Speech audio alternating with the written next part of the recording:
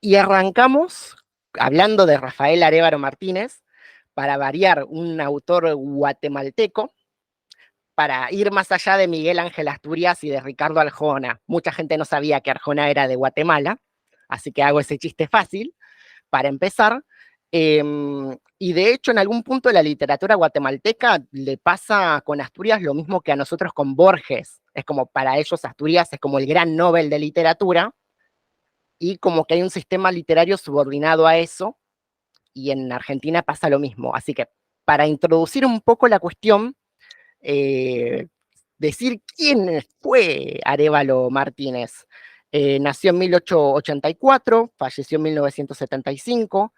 eh, Se lo caracterizaba como alguien enfermizo en el sentido literal de la palabra, neurasténico precisamente, como alguien que tenía una naturaleza muy propensa a las crisis nerviosas, a el malestar crónico. En 1908 publica su primer cuento, Mujer y Niños, en un certamen literario de la revista Electra, y en 1913, junto con Francisco Fernández Hall, funda la revista Juan Chapín, que vendría a ser el Martín Fierro de acá, es un personaje emblemático de la literatura guatemalteca. Es miembro de una generación de autores, que es la generación del 10 o la generación del cometa, porque justo ese año pasaba el cometa Halley por la Tierra, y se nucleó con otros nombres como Carlos Mérida, Carlos Valenti, Rafael Rodríguez Padilla y Jaime Sabartés.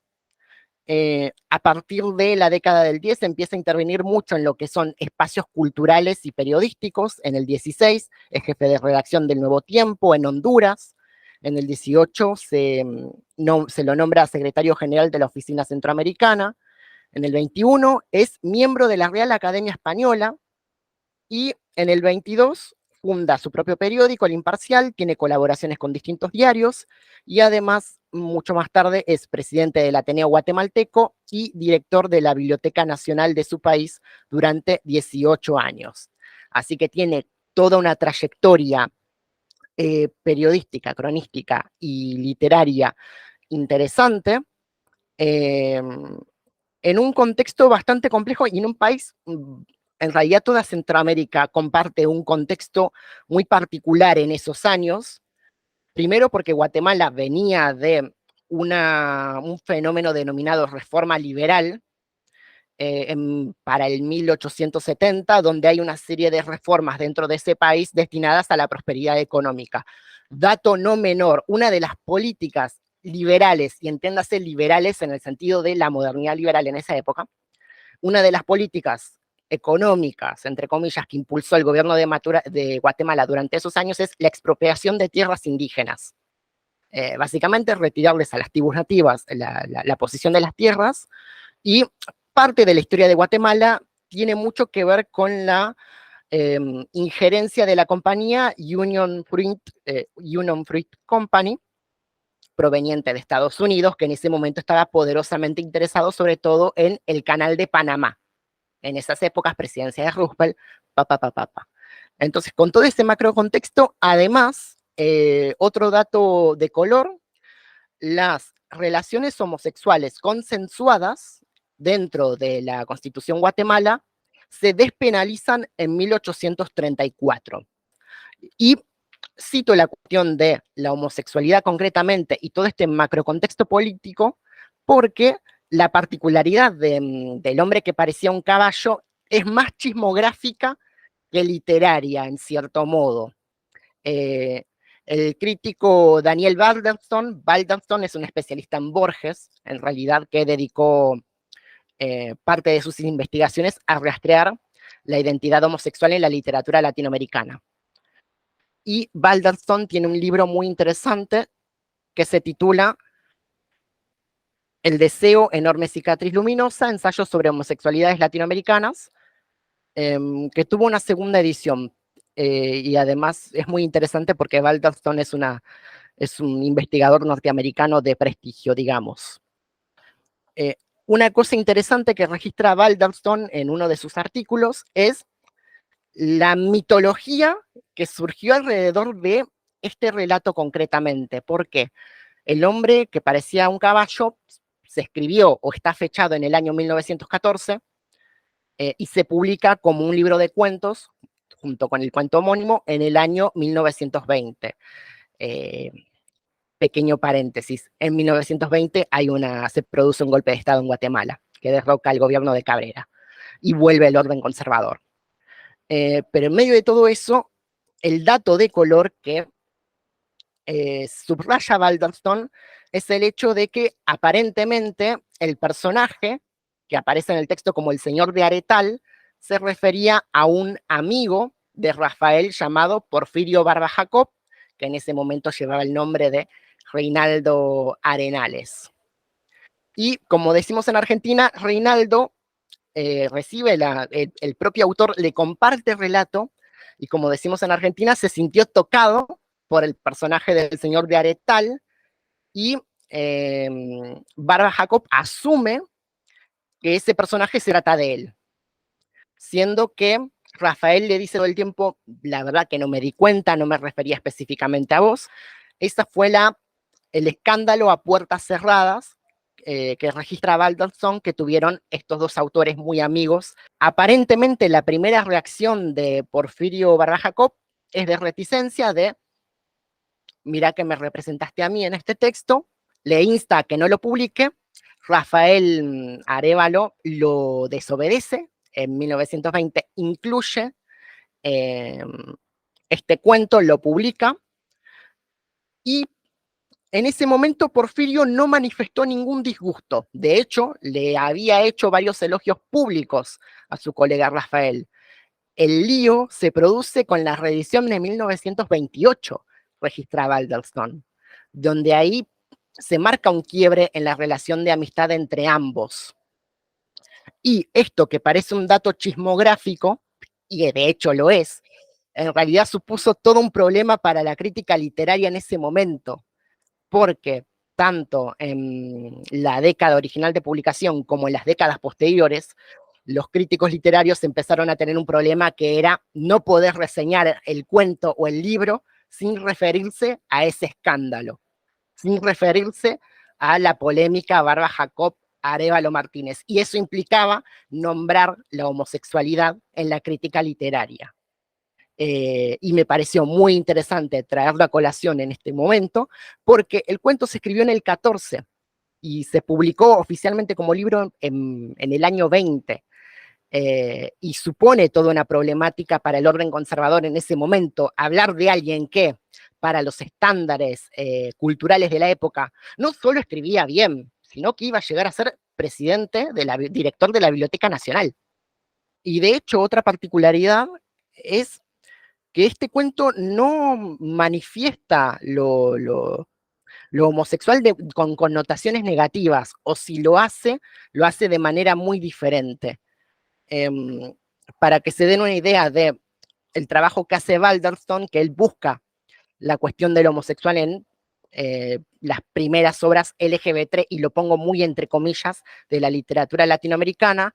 Él cita, por ejemplo, como antecedentes, Bom Crioulo, o Buen Criollo, del brasileño Adolfo Carminha, que es una novela que se publicó en 1895, y una comedia argentina de José González Castillo, Los Invertidos, que se estrenó en 1914. Esos como precursores de obras literarias, teatrales, que nombran explícitamente personajes homosexuales.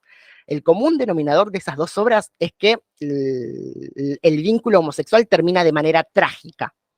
De hecho, la novela Buen Criollo, cuyos protagonistas son un hombre prieto, moreno, junto con un marinero rubio extranjero, termina con el desentendimiento de los dos amantes, y Los Invertidos también termina no solamente en clave de comedia, sino que el homosexual es objeto de burla constante a lo largo de la obra. Y dentro de ese margen epocal surge El hombre que parecía un caballo, donde la voz narradora manifiesta todo el tiempo una intriga hacia el personaje del señor de Aretal, también renombrado el señor de los topacios. Eh, Hay una cuestión también que es, como dijo una de las chicas presentes hace unos momentos, Hay una insistencia de Arévalo Martínez en hacer énfasis en cuestiones como lo místico, lo espiritista, lo metafísico, y parte de la crítica se enfocó en eso, y hay una interpretación del cuento, avalada por el propio Arévalo Martínez en su vejez, que es que la hipótesis de lectura que se maneja en ese cuento es que básicamente habla del cristianismo, lo cual me parece más que nada como una excusa para quedar bien con cierta parte de la crítica o para satisfacer, no sé, estándares académicos de algún curioso. Eh, el cuento tiene toda una retórica muy heredada de la poesía de Rubén Darío, la poesía del modernismo. Pienso también como poeta el José Martí como referente, y Arévalo Martínez avaló esa lectura cristológica del cuento, ¿no? De lo que se habla todo el tiempo pareciera ser la venida de Dios, la venida de Cristo. Y de hecho, algo interesante de este cuento también, en realidad del libro en su conjunto, es que en la edición facsimilar, hay una edición facsimilar que reúne varios cuentos de Arévalo Martínez publicado en el año 20, y hay un prefacio fechado en el año 20, una advertencia a los lectores que dice lo siguiente: el autor de este libro ha entrado por la senda de Francisco de Asís y de Teresa de Jesús en busca de la plenitud y de la serenidad de su alma, y en esta unciosa senda quiere morir para despertar a los pies de Dios. No aspira a otra cosa sobre la tierra. Ténganlo en cuenta quienes deseen conocer la actual ortodoxia netamente católica del autor, el cual, llorando ante los altares del arte, escribió este libro bajo el imperativo de una misión indefinible que sacudió su alma por mucho tiempo. Hoy descansa en una apacible locura divina su turbada conciencia de ayer. Jesucristo, Dios y hombre verdadero, es el ideal y el amor de su alma, siempre enferma. Esta advertencia está firmada por José Sarasola, fechada en Guatemala, noviembre de 1920. Entonces, es muy llamativo todas esas maniobras de encubrimiento de algo que es muy obvio hasta para la crítica literaria, y cómo Arévalo Martínez todo el tiempo pareciera que está disfrazándose de la misma manera que el señor de Aretal está cubierto de joyas, cubierto de oro, cubierto de carbunclos, dice en un momento. Y dato interesante que lo corroboré hace unos minutos: Porfirio Barba Jacob, este poeta colombiano que se había sentido aludido con el personaje, tiene un poema que se llama Carbunclos, y una elegía al azul perdido, una cosa así también. Entonces hay como varios puntos de coincidencia entre los títulos que publicó o que publicaría Porfirio Barba Jacob a lo largo de su trayectoria literaria, y este cuento que es El hombre que parecía un caballo, que no es el único relato, no es el único cuento que escribió Arévalo Martínez a lo largo de su vida. De hecho, ya en el 14 publicó una autobiografía, se lo conoce por momentos más como poeta, llegó a escribir sobre la Segunda Guerra Mundial. De hecho, tiene un libro que publica en el 43, que se titula Nietzsche el Conquistador, donde explora la ideología de Nietzsche en relación con el contexto de la Segunda Guerra Mundial. Entonces fue un autor muy prolífico, muy productivo, tiene varios libros publicados, incluso libros que podrían ser catalogados como ciencia ficción utópica, que fue publicado. Tiene dos libros de esos que son El mundo de los maraquías y Viaja y Panda. Entonces, este personaje tan interesante que es Rafael Arévalo Martínez publicó muchísimas cosas, publicó varias cosas, tuvo participación en distintos espacios culturales, pero siempre la gente lo conoce por ese relato, siempre la gente vuelve a, y siempre la crítica vuelve a el hombre que parecía un caballo. Y yendo más propiamente al cuento, me gustaría citar a un investigador, tengo entendido que argentino, que es Gabriel Giorgi, que de hecho si lo tengo visto es justamente por la cruzada que hice de teoría y estudios literarios feministas. Él tiene un libro que se llama Formas comunes, animalidad, cultura, biopolítica, y quiero citar algo de Giorgi para pensar este cuento. Él dice en ese libro: La escritura ensaya modos de relación con eso que traza los límites de lo humano y lo hace a partir de una crisis formal que apunta hacia lo viviente. Lo animal pierde forma, se vuelve un contorno indeterminado, mutante, abierto. Ilumina cuerpos irreconocibles, potencias corporales y fuerzas sin nombre. En el límite mismo de la especie humana, en zonas de indeterminación entre especies y entre cuerpos. A lo largo del cuento, que sí se hace tedioso de leer por momentos, el señor de Aretal no tiene una forma fija y no tiene un color fijo, entre comillas tampoco. Hay una preocupación constante del observador por fijar una forma, por tratar de descubrir la naturaleza de ese personaje que no tiene nombre propio, lo llama el señor de Aretal todo el tiempo. Hay varios momentos donde pareciera ser que, no sé, tiene varios aspectos de un caballo, indómito, salvaje, fuerte, pero que a medida que avanza el relato, si bien utiliza la misma metáfora del caballo, la apreciación del personaje hacia el señor de Aretal va cambiando, ¿no? Eh, de hecho, hay una cosa que quería marcar que me lo había notado. Esto, la monstruosa fascinación de la que hablo es la del narrador que, inicialmente deslumbrado por la personalidad del señor de Aretal, termina celándolo y despreciándolo por su incapacidad para sustraerse de un entorno lleno de personajes subhumanos, homunculares, medio hombres, que influencian perversamente al hombre caballo. Y eso no sé si lo habían notado en la lectura, pero pasa algo interesante con el entorno, que es, primero, hay varias veces que el narrador utiliza la cuestión de la distorsión visual. Por algún motivo, los personajes que siempre están entre medio de ellos dos, o son homúnculos, o son inoportunos, o son deformes, y de hecho él utiliza esa palabra, el narrador, homúnculos. Lo mismo cuando aparece la figura de esa mujer obesa, desagradable, como que toda presencia en ese espacio distorsionado es desagradable, en todo momento. Bueno, aquí dice, después nuestro común presentante, el señor de Aretal y yo almorzamos en los bajos de un hotel, y yo en aquellos instantes me asomé al pozo del alma del señor de los topacios. Vi reflejadas muchas cosas. Al asomarme, instintivamente había formado mi cola de pavo real. Ahí también el narrador se animaliza, pero la había formado sin ninguna sensualidad interior, simplemente solicitado por tanta belleza percibida y deseando mostrar mi mejor aspecto para ponerme a tono con ella.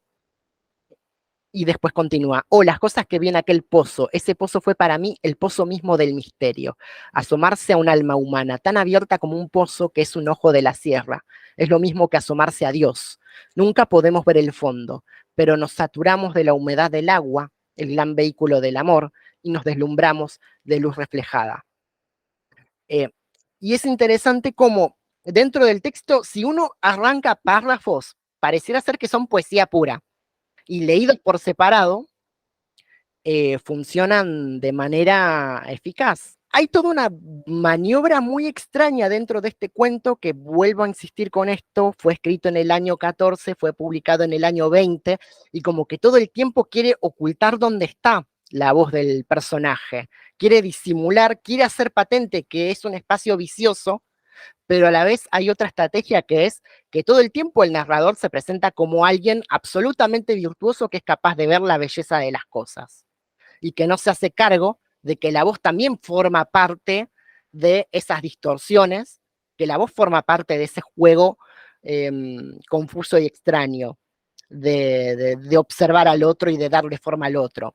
En todo momento el narrador busca clasificar al otro, a ese otro que no tiene clasificación, que cambia de forma todo el tiempo, que se relaciona con otras identidades todo el tiempo, con identidades indeseables. Todo el cuento, todo el cuento pivotea alrededor de eso, y el narrador simplemente no tolera que esa alteridad, que el señor de Aretal se aleje de él. Y hay un momento interesante cuando habla de los colores,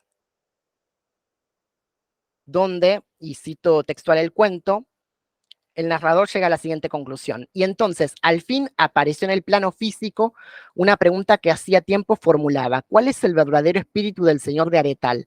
Y la respondí pronto: el señor de Aretal, que tenía una elevada mentalidad, no tenía espíritu, era amoral como un caballo y se dejaba montar por cualquier espíritu. Muy interesante cómo la propia voz condena la pasividad del otro, de un señor de los topacios, es decir, de una persona rica, presumiblemente adinerada, con poder, que se muestra impotente ante la interacción con los demás, todo el tiempo. Y el desencanto del narrador al ver que esa alteridad no tiene autonomía propia. Y no solo no tiene autonomía propia, sino que no tiene forma propia. Volver a esta cuestión de que el señor de Aretal es un personaje que cambia de forma todo el tiempo. Se sabe que es, desde la perspectiva del autor, mitad hombre, mitad caballo, pero en todo momento no se puede definir su naturaleza, no se puede definir ninguna característica positiva. Y una vez que existe o cuando se cree ver una característica positiva sobre ese personaje, el narrador descubre que en realidad depende de los demás siempre. Ese azul que él quiere ver en él, en realidad es una proyección de sí mismo, es mi propio azul, dice en determinado momento del cuento. Y en todo momento es una cosa muy celatoria, muy de celar al otro, de mirar al otro, de vigilarlo, y la observación se convierte en una forma de narrar también, ¿no? Cómo miro no solamente a ese otro que deseo, sino también a los otros, ¿no? A esos terceros que son subhumanos, que son homúnculos, que son despreciables, que son indeseables, que son inferiores moralmente, pero a la vez físicamente. No terminan de ser hombres o mujeres plenos. Y acá lo linkeo o acá lo conecto con algo que dice la investigadora Laura Arnés, que ella, en otra investigación, en su libro Ficciones Lesbianas, ella hace énfasis en la figura de la sirena dentro de las producciones con personajes lesbianos dentro de la narrativa argentina. Y hay algo interesante que dice Laura Arnés que me parece muy útil para pensar este relato, que es lo siguiente. El monstruo, dice Laura, no tiene con quién casarse ni con quién procrear. Como sostiene Nora Domínguez, es una especie en sí misma. La posteridad del monstruo, de lo lesbiano, es su leyenda. Lo que deja es la historia que fue, a veces también la que será. Y ella lo está pensando concretamente, la figura de la sirena, perdón, en ciertos textos de la literatura argentina, pero me parece válido pensarlo acá también, porque, y eso lo habrán visto por ahí casi llegando al final del relato, el señor de Aretal, que al principio parece una figura importante, con mucho poderío, con mucha elevación económica e intelectual, se descubre miserable porque no puede tener interacciones normales con hombres y mujeres.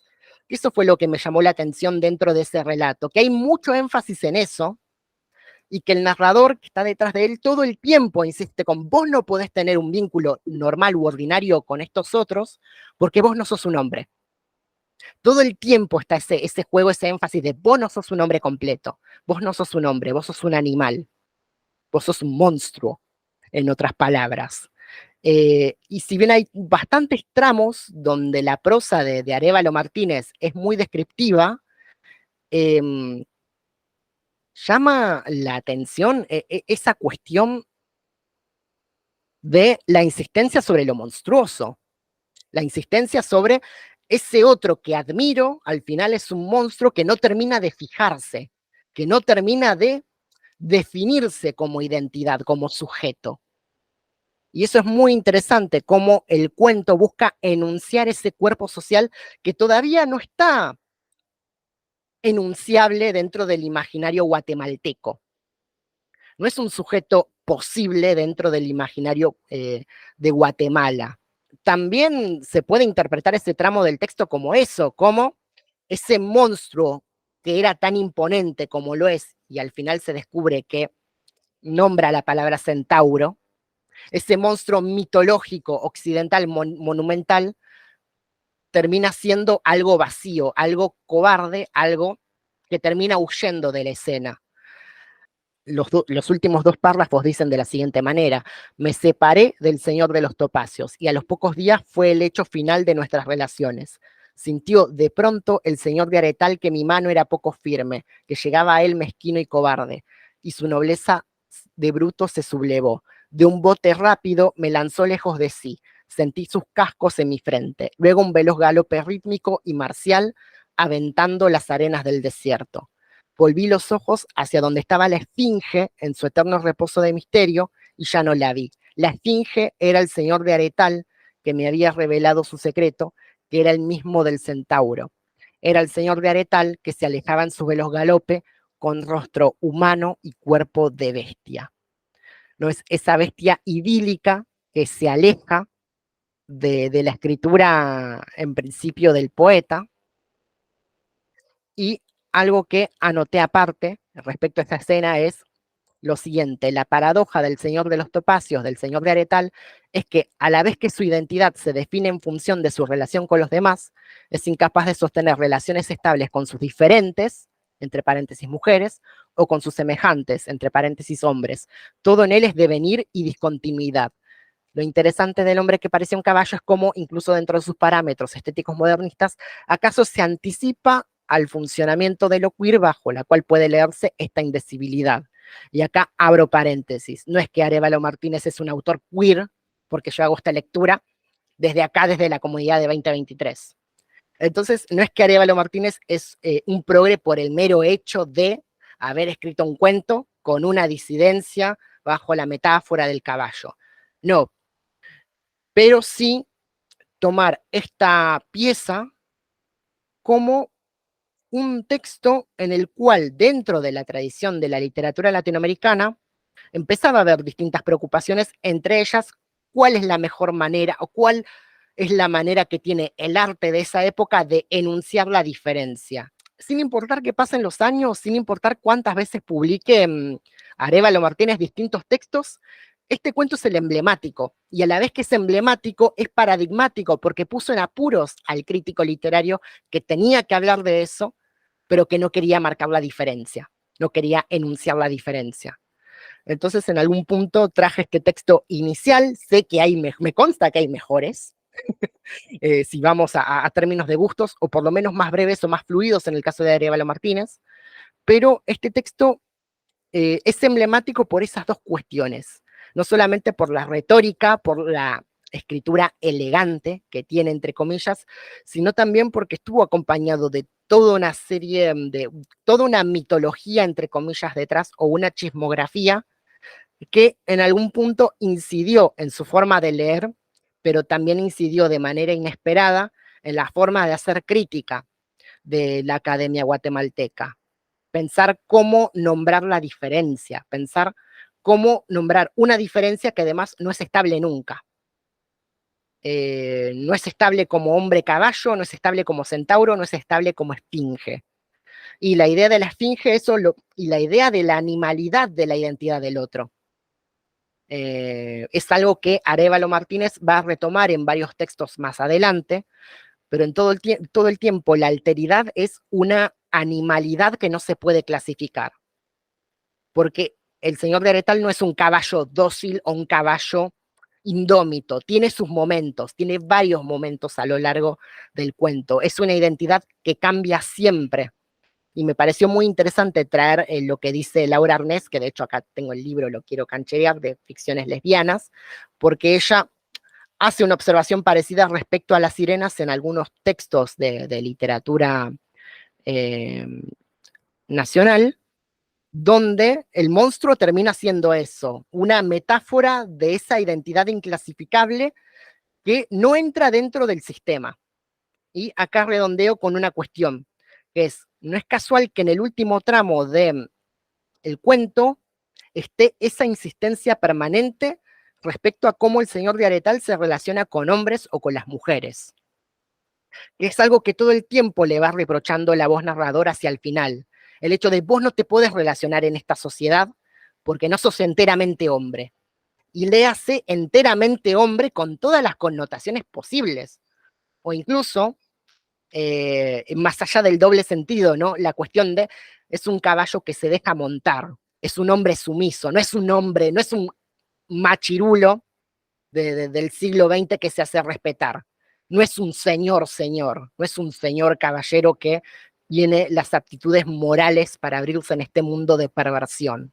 Es un hombre caballo, es inestable, es inclasificable. Es un otro al que no le queda más remedio que huir al desierto.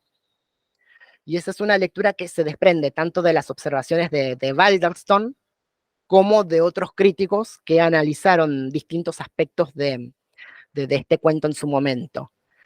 Aprovecho, hago una pausa y si alguien quiere hacer alguna pregunta o hacer algún comentario, puede abrir el micrófono. No, que me encantó la forma en que fuiste explicando todo, es como que pusiste en palabras algunas cositas que yo tenía ahí, que había interpretado del cuento.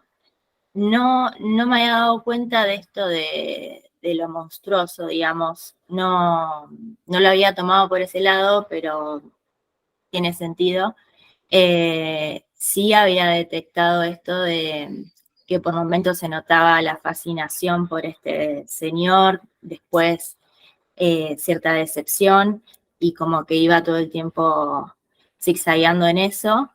Esto otro que vos dijiste de que no había un espacio marcado, tal cual, o sea, te perdías mientras ibas leyendo la habitación, el primer piso, el segundo piso, el lugar donde comían, que después estaban tomando alcohol, te ibas perdiendo un poco, o sea, yo visualmente me lo iba imaginando, pero como que te perdías un poco mientras lo ibas leyendo.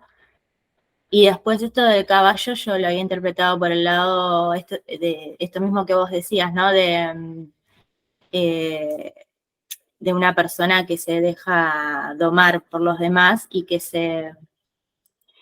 eh, ¿cómo es que se dice?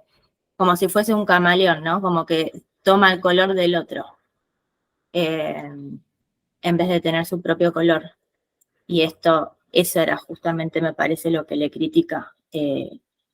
Estás con fulano, estás tomando alcohol, te pones rojo y después te transformás así y asá, eh, y no sos, eh, yo lo interpretaba esto de no sos un hombre como que eh, no, no quiero utilizar la palabra alma, pero no sos nadie, como decirle algo así, lo interpreté de esa forma, no sé. Pero por eso viste que yo te comenté, lo tendría que volver a leer, porque es tan complejo. Lo que me gustó del cuento fue toda la parte poética, me gustó mucho cómo estaba escrita todo lo poético, como vos decís, que podés sacar pedacitos y es una poesía en sí mismo, pero lo tendría que volver a leer igual. Sí, muy buena observación, Nati, y de hecho hay una crítica, no me acuerdo de quién, pero que utilizaba justamente la palabra camaleón, ¿no? Que el señor de Aretal no solamente es un caballo, es un camaleón en tanto asume los colores de los demás. Eso por un lado. Y después por el otro, esa cuestión del no sos nadie es una lectura que la escena lo habilita completamente. Más allá de la cuestión puntual de los hombres y de las mujeres, lo cierto es que al final el señor de Aretal no termina teniendo nombre propio en ningún momento. O sea, no se le conoce el nombre propio. O sea, literalmente no es nadie, porque solamente se conoce la procedencia de ese señor y no se conoce mucho más. A lo sumo lo conoce o lo nombra como el señor de los topacios.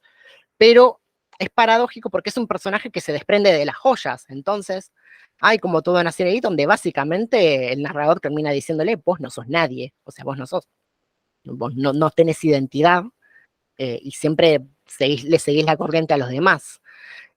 Hay que convenir que Arévalo Martínez da muchas vueltas para decir eso. Es esa cosa de, hay toda una retórica para decir, vos no sos nadie, vos no sos, no tenés valor humano, no significas nada para mí. Que suena muy a despecho, pero que Arévalo, yo insisto con eso, disfraza o enjoya, si vamos a utilizar esa metáfora, ¿no? Termina adornando con brillo una sensación tan primitiva como el asco, porque el narrador prácticamente tiene una actitud asquerosa hacia el señor de Aretal. Lo dice con palabras bonitas, pero es una actitud asquerosa, es una actitud de repulsión, es una actitud de, mira, vos no sos nadie no solamente por esto, sino porque no te podés vincular de ninguna manera con los demás. Y yo diría incluso que hay que poner en cuestión muchas veces al narrador, ¿no? Termina siendo un narrador dudoso. Es como, es el señor de la moral y está en un hotel lleno de vicios. Es como, lo que me nace como sujeto posmoderno es decirle, ¿qué haces acá entonces? ¿A qué viniste?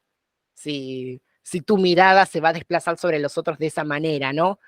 Hay una situación, e insisto con este gran silencio, ¿qué hace ese sujeto virtuoso que sabe tanto de las cosas? Es un señor letrado, claramente.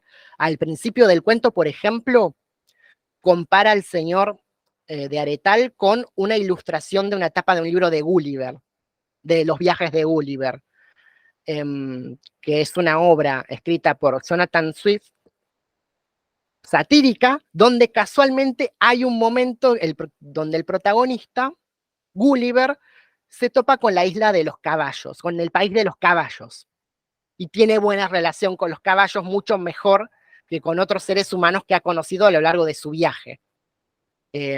Para el videovidente que por ahí no se acuerde, Gulliver era ese náufrago que llegaba primero al país de los liliputienses y luego al país de los gigantes y conoce toda una serie de extraños personajes y termina culminando su desventura llegando al país de los caballos con quienes establece una buena relación.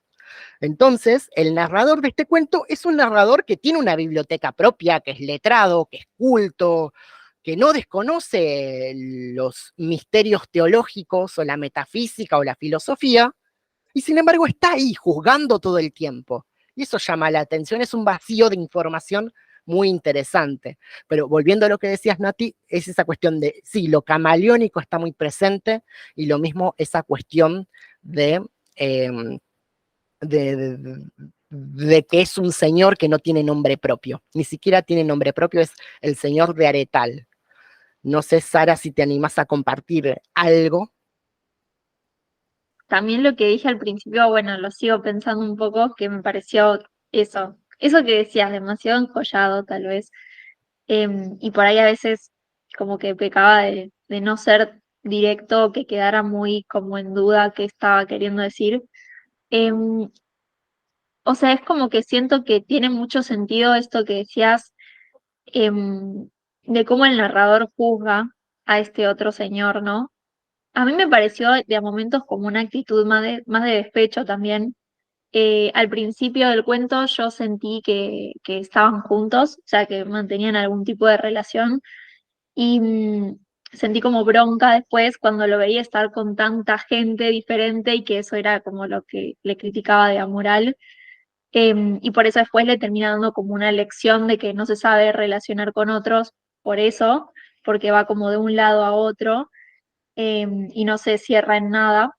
Y creo que tiene como una cuestión muy de género, ¿no? Como en eso de criticar justamente como estar con muchas personas y no cerrarse como a una identidad. O por... Claro, bueno, eso, eso me quedé pensando. Sí, no, es muy pertinente la observación, Sara, porque el otro, el señor de Aretal, este hombre caballo, es bastante libre a la hora de establecer relaciones con los demás. Y acá, bueno, es interesante, dentro de unas semanas vamos a retomar esto, pero la obra de Leonor Silvestri, ¿no? Tenemos a una voz narradora que quiere una relación, no podría definirla como monógama, pero sí unipersonal, unidireccional, en el que sus dos colores sean los mismos, y sin embargo esa voz narradora presuntamente virtuosa no tolera que el otro esté con otras alteridades, y de hecho va a definir a esas otras alteridades a partir de defectos físicos. De hecho, hay un momento muy fuerte y muy interesante también, que se los leo acá. Invitados por el señor de los topacios, nos sentamos a una mesa. Nos sirvieron coñac y refrescos a elección. Y aquí se rompió la armonía, la rompió el alcohol, el énfasis en la bebida, ¿no? Yo no tomé, pero tomó él. pero estuvo el alcohol próximo a mí, sobre la mesa de mármol blanco, y medió entre nosotros y nos interceptó las almas. Además, el alma del señor de Aretal ya no era azul como la mía, era roja y chata, como la del compañero que nos separaba. Entonces comprendí que lo que yo había amado más en el señor de Aretal era mi propio azul. Pronto, el alma chata del señor de Aretal empezó a hablar de cosas bajas. Todos sus pensamientos tuvieron la nariz torcida. Fíjense cómo el pensamiento tiene cuerpo propio y es un cuerpo desagradable, ¿no? Cosas bajas, nariz torcida, todos sus pensamientos bebían alcohol y se materializaban groseramente. Nos contó de una legión de negras de Jamaica, lúbricas y semidesnudas, corriendo tras él en la oferta de su odiosa mercancía por 5 centavos. Me hacía daño su palabra y pronto me hizo daño su voluntad. Me pidió insistentemente que bebiera alcohol, cedí.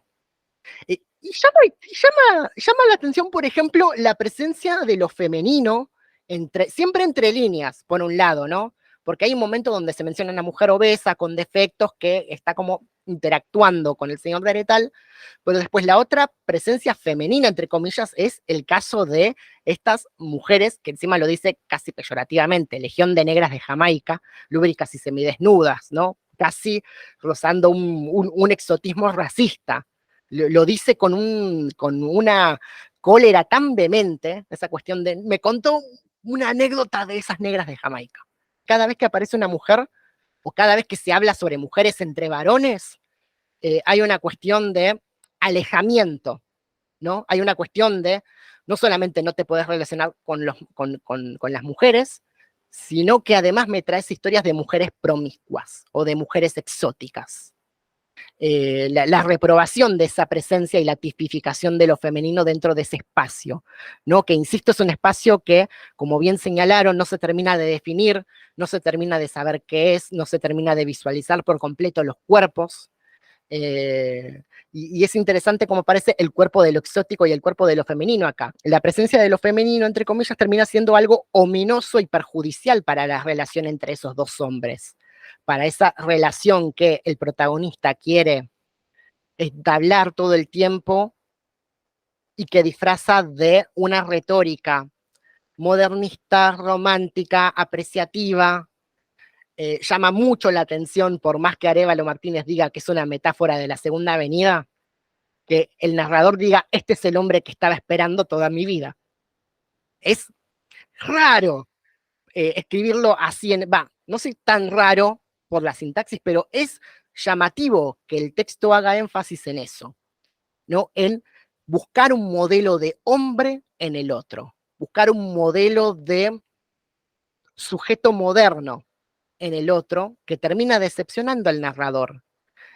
Y bueno, retrocediendo a esta escena, ¿no? La intervención de lo vicioso, que en este caso una de las cosas viciosas es el alcohol, es la sustancia etílica, es la aparición de otras personas, del homúnculo, de personas que no forman parte del ámbito o del horizonte cultural en el que el narrador participa, ¿no? Y es interesante cómo a lo largo de la narración todo eso está oculto dentro de la poesía.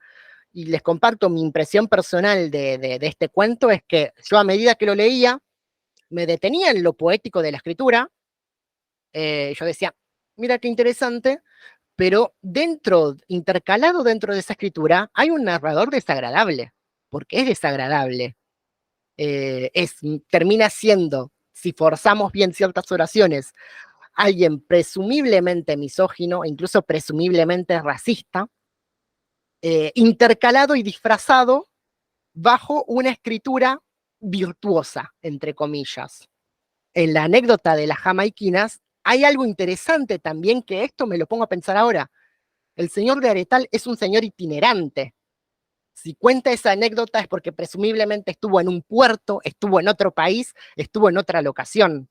Entonces también se deja deslizar eso. El señor de Aretal no tiene residencia fija. De hecho, se conocen en un hotel, no en una casa, no en una plaza, no en una institución, no en una estación de tren, podría ser, en un puerto. Se conocen en un lugar en lo que el francés Marc Augé diría que es un no lugar, ¿no? En un espacio que no está diseñado para que las personas pasen mucho tiempo. Y es interesante cómo el cuento disfrazado con toda esa poética te va tirando pequeños datos, pero son pequeños datos que se deslizan por debajo de la puerta, como muy al pasar, son muy sutiles, y uno cuando relee junto con otros, dice, ah, no, pero a mí me pasó esto, claro. Y al final terminamos definiendo, al final el señor de Aretal no solamente es alguien monstruoso por su naturaleza inestable, si se quiere, sino porque tampoco tiene residencia fija, no tiene lugar donde fijarse, Sinati. No, que yo pensaba en que por la forma en que contaba todo, que responsabiliza a los demás, ¿no? De esta forma de ser suya, como que los demás lo corrompen, como si él fuese una persona que se deja hacer por los demás. Porque fíjate que en todo momento habla de, no sé, del tema de las joyas o del alcohol o de otras situaciones, bueno, que ahora no me acuerdo, pero en donde responsabiliza a los demás de que él no es aquello que el narrador pensó que era. El narrador lo tenía totalmente idealizado y se fue a meter en ese pozo de agua en busca y se dio cuenta que iba más al fondo, no encontraba y lo único que veía era lo superficial. Eso, como para agregar.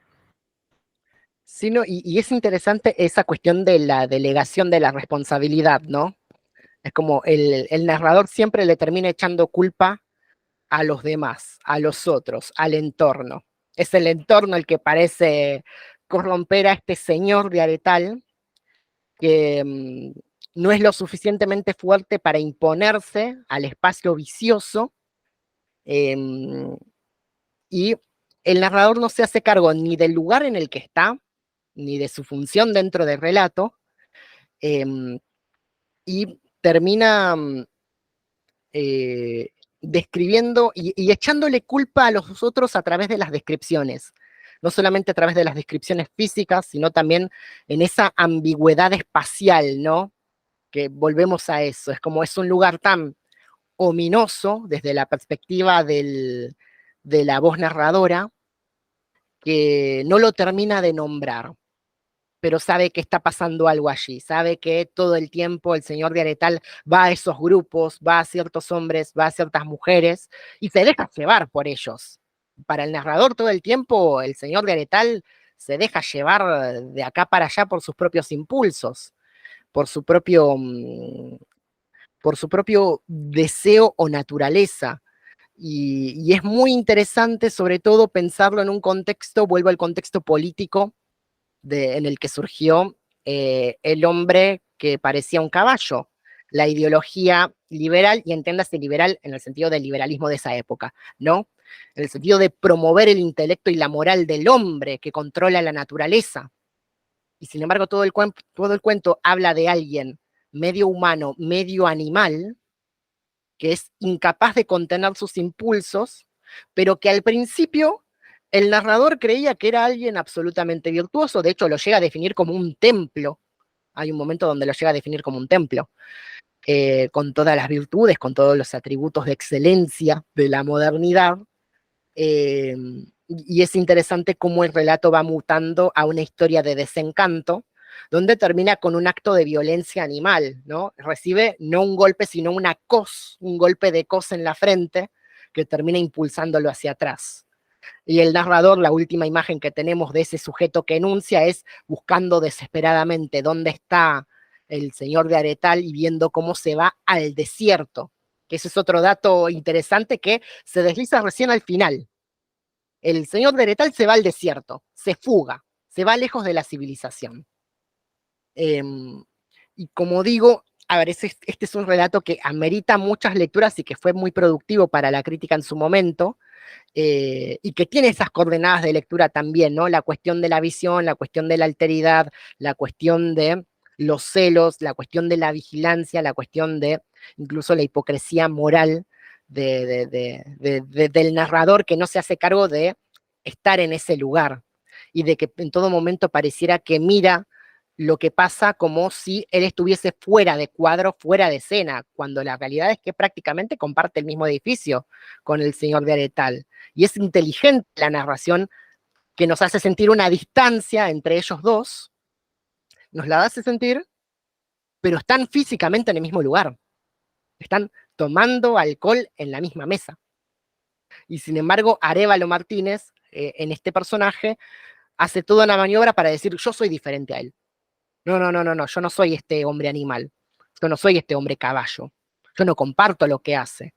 Todo el tiempo está ese distanciamiento. No solo lo deseé y lo rechazo por su naturaleza, sino que yo no soy como él. Yo soy un sujeto único, firme, estable, y es el otro el que se tiene que ir. Y en efecto se va. Y me pareció muy interesante para ir concluyendo esta cuestión, traer este relato, este cuento, que de hecho es uno de los primeros, según Balderston, en tematizar la homosexualidad en el ámbito latinoamericano. Después habría que hacer todo un rastreo, todo un giro crítico. No hay que olvidar, por ejemplo, que para David Viñas, el crítico argentino David Viñas, la literatura argentina empieza con una violación y la violación es la que aparece en El Matadero, ¿no? Entonces también hay que hacer como muchos giros retóricos para ver efectivamente cómo se piensa la disidencia, no solo a través de los personajes, sino a través de cómo la narración trabaja la cuestión de, entre comillas, la masculinidad o la feminidad. Y acá, en este cuento, prácticamente roza lo queer, en un momento donde lo queer no existía como categoría, porque estás hablando de alguien que no se define, o sea, no se define a nivel orientación, pero tampoco se define a nivel especie, ni como animal ni como hombre, más allá de que hoy en día ya tengamos asimilado que el Homo sapiens es un animal más, pero dentro de las coordenadas modernas, el cuento en sí mismo y al margen de la ideología de Arévalo Martínez, es muy queer para la época y llama mucho la atención. Uno puede desconfiar de la data biográfica o del chisme, ¿no? Arévalo Martínez insistió el resto de su vida que no sabía que Porfirio Barba Jacob era homosexual. No lo sabía, no se hace cargo de esa parte, pero al margen de esa chismografía hay una cuestión ahí en el relato que es hacer, nombrar la diferencia. Una diferencia que para esa época es innombrable. ¿Y cómo se la nombra? A través de la imagen del caballo y a través de la imagen sutil del camaleón, si se quiere. Y él, vuelvo a algo que dije hace unos momentos también para terminar, para concluir, ¿no? Él también hay un momento donde se define bajo lo animal, pero no cualquier animal, sino el pavo real, que el pavo real junto con el cisne forma parte de ese imaginario modernista de la poesía de Rubén Darío, de su libro, de su poemario azul, que lo publicó en 1888. Y el narrador de Arévalo Martínez se define como un pavo real que abre sus plumas hacia esa otredad. A ver si puedo encontrar esa cita exacta.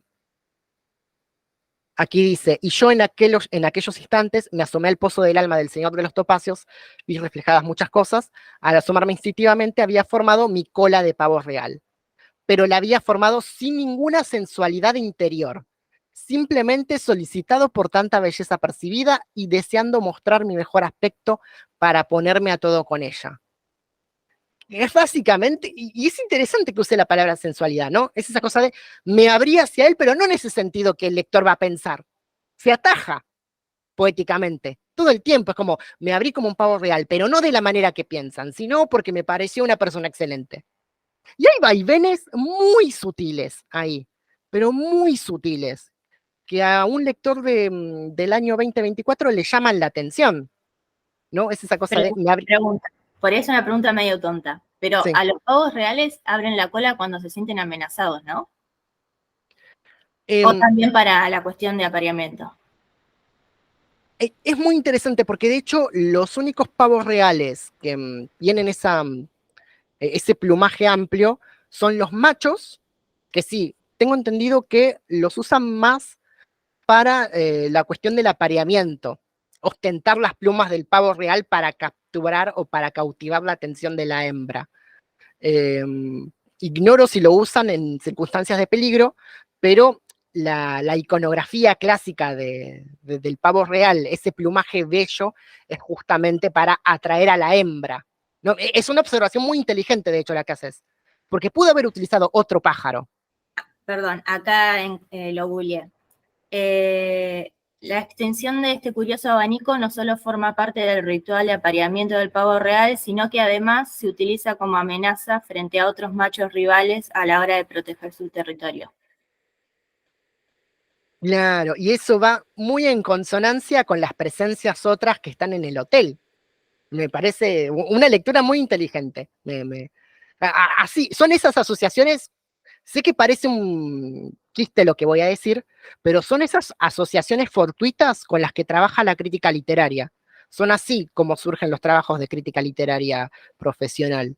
A través de una asociación que puede parecer pava, vos decís, puede parecer una observación boluda, pero lo del pavo real me parece muy pertinente.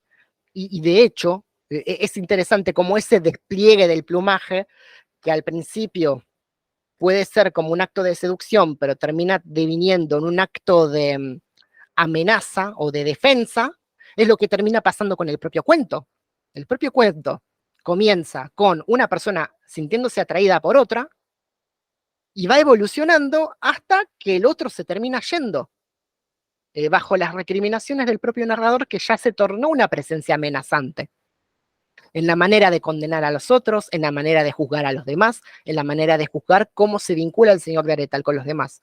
Entonces me parece muy interesante y es un comentario muy inteligente el que hiciste respecto a la figura del pavo real, porque aparece una sola vez esa imagen, en contraste con el caballo que se menciona varias veces. Y sin embargo, es muy productiva para pensar esta lectura que va cambiando, va mutando, que uno piensa, se van a vincular de esta manera, y al final terminan desvinculándose, se termina rompiendo ese vínculo con el señor Aretal y se transforma en otra cosa. Si uno lee, por ejemplo, este texto con la ética amatoria de Silvestri, ahí hay otro modo de lectura que calza perfecto, porque el señor de Aretal no termina vinculándose monógamamente con nadie, ¿no? Y estamos hablando de un texto del 14 que puede ser pensado bajo las coordenadas de Silvestri. Pero para eso, tiempo al tiempo. Así que si no hay más comentarios, quédense unos minutitos más porque terminó la grabación y entre tanto recordarle a la gente que las siguientes charlas van a estar disponibles en el canal de YouTube. Así que agradezco a las participantes y concluimos por hoy con Rafael Arévalo Martínez.